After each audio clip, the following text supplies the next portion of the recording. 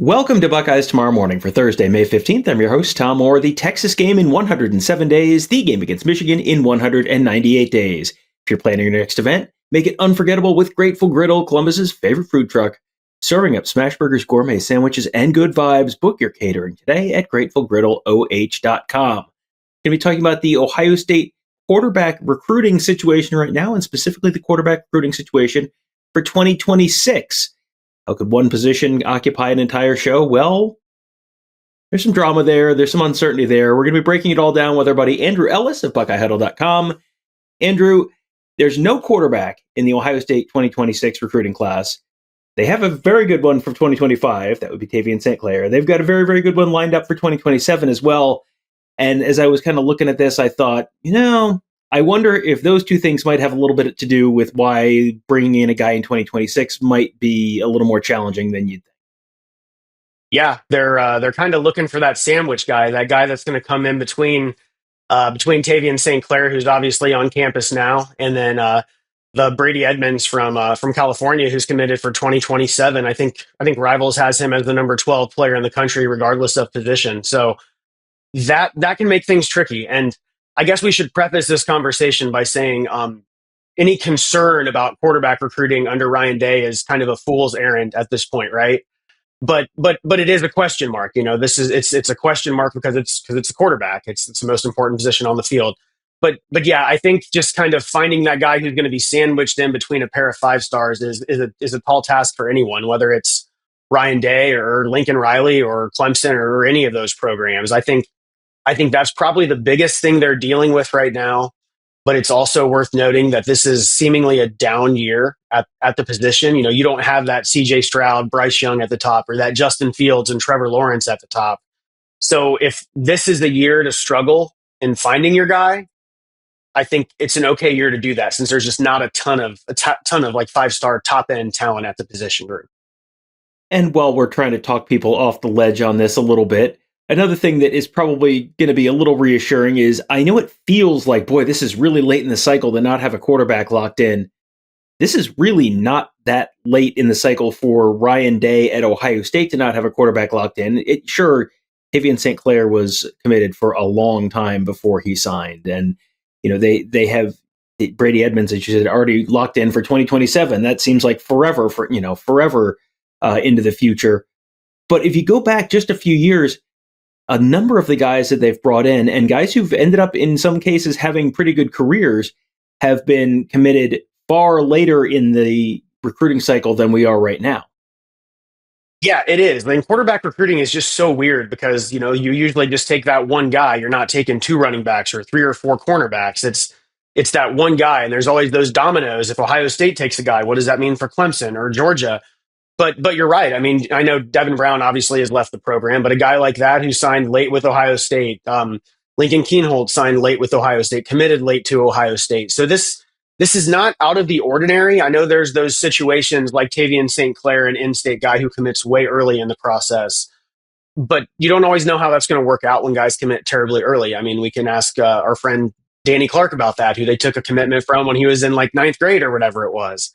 But when you go back and you look at the timelines for the quarterback commitments over the last 4 or 5 years, it's really not all that. It's not all that out of the ordinary. And weird things happen all the time. Nick Saban retires, and a guy like Julian Sain just kind of lands in your lap, technically via the portal, but you know how that went.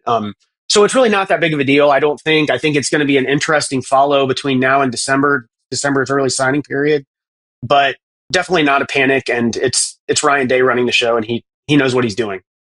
Yeah, you ticked off a bunch of the names that I had sort of in my head as well. I think CJ Stroud was a very late addition to that 20, because he was in the same class as Jack Miller, and Jack Miller was the first guy, and CJ Stroud was a very late addition there as well. So yeah, Stroud, Devin Brown, Lincoln Keenholz, Julian Sain, those are the names that I came up with off the top of my head. But yeah, it is not nearly as unusual as it feels. So okay, so now everyone can take a deep breath and relax a little bit. So let's talk about some of the names to know for 2026. There have been a couple guys who were ranked very highly that Ohio State has been linked to at various times. Jared Curtis, Diabell, they are both kind of committed elsewhere right now, but it sounds like one of them is maybe a little more of an active target for Ohio State right now than the other.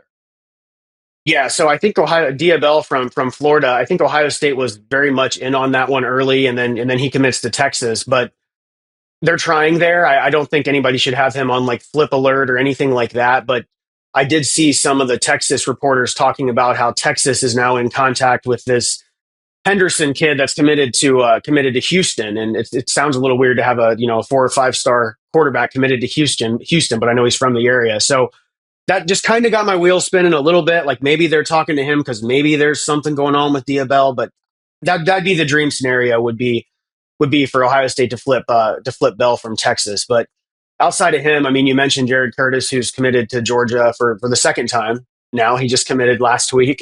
You don't see the recommitments happen all that often. But outside of Bell, I mean, if you're looking locally, that Matt Ponatoski kid, I know he's the reigning Mr. Football, but you got this kid's lucky enough to be elite at 2 sports, so he's probably going to go pro in baseball if you had to guess. That Nathan Bernard kid from Ashland, Ohio State was really like looking at him. I know Berm got to go see him at a camp, and that was kind of the make or break. Like Ryan Day was there because RJ was up there, and if he's not going to get an offer coming out of that camp, he's probably going to commit to Michigan or somewhere like that. And then lo and behold, he commits to Appalachian State, which is a whole other story, a little bit weird, but those would be the two guys, I guess, in state to maybe watch. I know when Berm went and saw Bernard throw, there's a Michigan State quarterback commit named Cade Kaufman, and he was actually texting me when he was at that event and said he was probably the best guy at the entire event. There's this kid named Jet Tamala who's committed to Iowa State. Again, not your traditional school where you see a power quarterback committed to, but he's from Nebraska.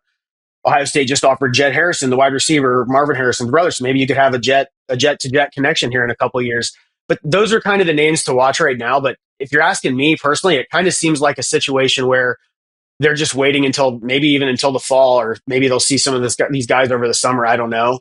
But it could be a name that we're not talking about at all right now. I mean, at this time and a couple of years back, Devin Brown wasn't an option. Coaching changes led to that.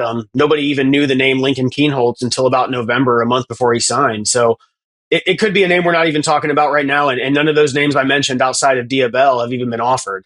So I think they're taking their time. New coach Billy Fessler is obviously his first year really getting to pick his guy. And I think that, along with the two other guys that they got committed in 20 or signed in 25, and then Edmonds for 27, just that sandwich factor. And then the new coaching regime with Fessler is kind of what's caused all of this, I think. But no panic. Yeah, definitely no panic. You look at Ryan Day quarterback recruiting and you just kind of file it away with Brian Hartline wide receiver recruiting and Tim Walton cornerback recruiting, where it's just kind of like, I don't know who it's going to be, but it'll be fine. Like I would not have any real concern there. And as we have seen also, last year they pulled two very talented quarterbacks to the transfer portal, one who started last year, one who could be starting this year. So even once you're through the recruiting process, the fun has only begun in college football these days. So plenty to talk about there. We are doing all sorts of recruiting talk on the Huddle board, presented by Jeff Ruby's Columbus at BuckeyeHuddle.com. That's where we've got our whole team of insiders breaking down previewing the 2025 Ohio State football season. Also previewing, we're going to get into the camp season as well. You're getting into commitment and decommitment and flip season. There's a ton going on there, and we have our growing team at BuckeyeHuddle.com there. Andrew, of course, one of our newer staff members there. Berm is there as well. Plus all of the names you've come to know and love over the years. Mark and Kevin still on the road, wrapping up the third week of their Southern Swing trip, talking to some really, really high-profile players, both commits and targets for the Buckeyes. And a couple more really, really interesting interviews posted earlier this week on our YouTube channel at youtube.com/BuckeyeHuddle, and lots to talk about there on our board as well. So wouldn't this be a great time for you to sign up and become a member and get in on all of that insider access? That is all at BuckeyeHuddle.com. Just $4.99 for your first month. You get access to our whole team of insiders, a great community, and all that just for less than $5. Not a bad deal. We hope to see you there. That'll do it for today. Thank you guys all for joining us. Have a great day. We'll talk to you tomorrow.